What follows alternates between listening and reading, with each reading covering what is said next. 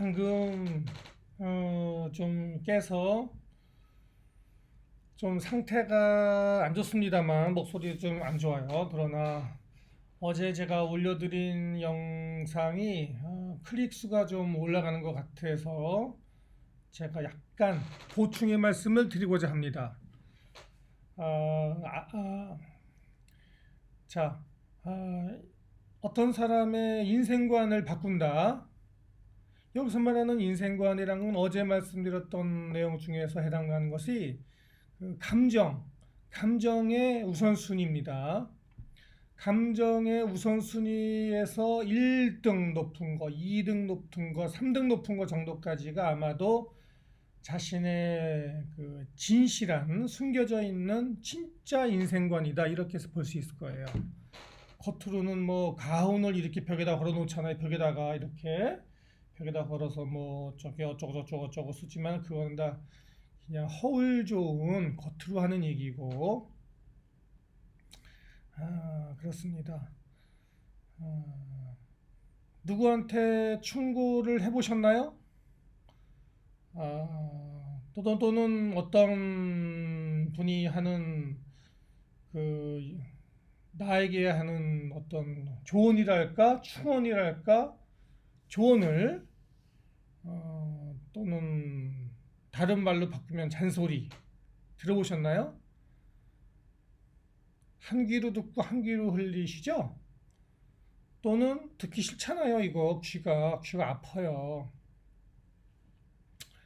그런데 좋은 말은 귀에 쓰다고 하잖아요. 그죠? 좋은 약은 쓰고 입에 쓰고. 그런데 우리 인간은 일단 감정 안에서 이 우선순위가 딱 잡히고 나면은요 1등, 2등, 3등, 4등 나의 우선순위 priorities 그러면은 안 바뀝니다. 네. 근데 어제 제가 강의에서 뭐라고 그랬어요? 우리 이성이 할 수 있는 역할은 대뇌가 할 수 있는 역할은 이런 감정의 우선순위를 분석하고 바람직한가 아닌가를 판단해서 조정할 수 있는 힘이 있다고 그랬지 않습니까? 그래서 좋은 우선순위가 위에 있는 것 중에서 이거 안 좋아 그런 걸 이걸 다 끌어내야 되고 우선순위에 포함되어 있지 않거나 바닥에 깔려 있는 우선순위 중에서 이성적으로 판단해서 좋은 건 위로 끌어올려야 되는 것이죠. 그러한 능력이 우리 이성이 있기 때문에 우리 인간에게 희망이 있는 것이죠. 그죠? 이거를 해서 이 우선순위를 다시 재조정할 때 우리는 내면의 성장을 가져올 수 있다 이렇게 말씀드렸지 않습니까? 그런데 또 제가 어제 뭐라고 말씀드렸어요? 중요한 것이 이게 안 듣는단 말이에요. 이 마음은 우리 마음은 누구 말을 듣지 않는단 말이에요. 듣지 않는다. 물 한잔 할게요. 아침에 왔더니 목이 톡 하고 그러네. 말을 안 듣는다 말을 누구 말 안 듣는다. 쇠고집, 황고집, 송고집. 여러분의 성이 김씨면 김씨 앞 다음에 고집을 붙이면 돼요. 김고집, 최고집. 말 안 들어. 딱 한 가지 방법이 있다고 그랬잖아요. 감정적인 충격을 주면은 우선순위가 확 바뀝니다. 즉 우리 이성은 이런 걸 유도할 수 있는 거예요. 이것이 바로 선동입니다. 선동. 제가 오늘 드리고자 하는 말씀이 그래서 오늘 어제 강의의 그 다음에 보충인데 보니까 어제 그 제 딸애도 받고 그러더라고요. 딸애가. 그래서 우리 딸애한테 하는 얘기입니다. 우리 아들애도 본 것 같더라고요. 뭐라 그랬더니 우리 아들애한테 하는 얘기입니다. 너 자신을 모티베이션 하라. 제가 죽기 전에 아버지로서 애들한테 해주고 싶은 얘기. 너 자신을 모티베이션 하라. 너 자신을 선동하라. 이 선동의 핵심이 뭐냐? 선동. 이 사례를 들어 말씀드리겠습니다. 어, 우리 이성이요. 예를 들어서 어제 그 강의에서 말씀드렸던 그 어떤 여성이 있었잖아요. 파티걸. 파티걸 기억나십니까? 파티걸. 기억 안 나시는 분은 바로 요 전 강의를 동영상을 가서 그 뒷부분에 나와 있는 뒷부분 맨 끝나는 쪽에 파티걸에 대한 사례가 있습니다. 파티걸. 파티걸. 뭔 소리냐? 이 파티걸은 맨날 그 우선순위가 밤에 나이트클럽 가서 그 미친 듯 미친 음악 속에서 춤추고 술 처먹고 마약하고 파티보이들도 있죠. 또 다른 파티 생전 처음 보는 파티보이들 만나서 그 짓 하고 그다음에 와서 일하러 가고 돈을 벌어야지 또 파티 오니까 그랬는데 아프리카에 그 우연히 그 봉사활동 갔다가 충격적인 모습을 보고 감정에 충격을 받아서 인생 순위가 확 바뀌잖아요. 우선순위가. 그래서 어려운 애들을 위해서 봉사하는 것이 1순위로 올라가 버리지 않습니까? 이것이 선동입니다. 자기 자신을 선동한 겁니다. 좋은 방향으로. 근데 이건 어떻게 선동을 이걸 했겠느냐? 아마도 제가 보기에는 이 파티걸을 굉장히 아끼는 사람이 있었나 봐요. 응? 그래서는 이 파티걸에게 누군가가 이 파티걸이 아프리카 한번 이렇게 갔다 오면은 충격을 받고 심리적으로 이 파티걸이 인생 순위가 맨날 가서 술 처먹고 마약이나 하고 또 처음 보는 놈팽이 만나서 그 짓 하고서 하는 인생을 낭비하는 것을 그만두고 좀 더 좋은 방향에 상당히 인생에 바람직하고 만족감이 높은 행복감을 주는 그런 봉사활동에 매진할 수 있도록 우선순위를 바꾸게 했을 것 같아요. 그 방법은 누군가가 분명히 이 여자에게 이 봉사활동에 대한 안내문이라든지 가면은 재밌다든지 또는 어쩌면은 이 여자가 그런 데 가기를 싫어했을 경우에는 그냥 한번 놀러 가봐 이렇게 하면서 비행기표를 공짜로 줬을 수도 있습니다. 비행기표를 누군가가 옆에 있는 아주 가까운 사람이 그러면 이 파티걸이 사실은 그런데 봉사활동 가고 싶었겠어요. 자기 우선순위에 올라가 있지도 않은 건데 가기 싫지. 그렇지만 누군가가 야 아프리카 가면 재밌다 그러면서 이렇게 여기 한번 가봐 하면서 이렇게 비행기표도 하나 공짜로 주고 또 가면 아마 또 일당이라도 줬을까 글쎄 하루 얼마라도 그러면은 아프리카에 내가 한 번도 안 가봤으니까 야 뭐 시간도 있겠다 뭐 아프리카 한번 놀러 가보지 뭐 이 정도의 생각을 갖고 아무 생각 없이 아프리카 갔겠죠. 그죠? 그랬더니 가서 쇼크를 받고 와 충격을 받고 와서 아프리카 애들 그 고생하는 모습을 보고 나서 내가 이 애들을 위해서 헌신해야 되겠다는 감정적인 충격을 받고 돌아와서 이제 내면의 성장을 하는 계기가 되는 것입니다. 요것이 선동입니다. 요것이. 따라서 누구한테 사실은 쓴소리 할 필요가 없는 거예요. 말 안 들어. 미워해 거꾸로. 미워한다고. 옳은 소리 하는 놈은 예? 특히 한국은요. 한민족은 예전부터 입 바른 소리 하는 놈은 잡아 죽이는 게 우리 전통입니다. 잡아 죽여. 잡아 죽이지 못하면 옛날에는 잡아 죽였잖아요. 에? 입 바른 소리 하는 놈들, 상소 올리는 놈들. 잡아 죽이질 못하니까 요새는 따돌림 시켜. 왕따 시켜. 다른 종류의 가해, 경제적인 불이익 줘. 뭐 이런 거 하잖아요. 그럴 필요가 없고 감정적인 충격을 스스로에게 주세요. 나에게. 예를 들어서 나를 모티베이션하는 방법은 내가 이런 쪽으로 이렇게 좀 발전하고 싶다는 이 생각이 들면은 내가 참 하기 싫은 것들 그런 쪽에 어떤 그 계기를 만드는 거를 찾아보세요. 그거를 우리 이성이 뇌가 하는 겁니다. 대뇌가 하는 겁니다. 그래서 그런 계기를 만들어야 돼. 그래서 우리 그 선조들도 아주 지혜가 있습니다.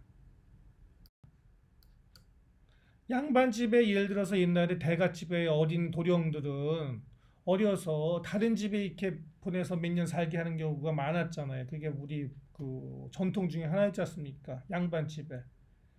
왜냐하면 그렇게 하면은 이런 거를 터득하는 계기가 되거든요.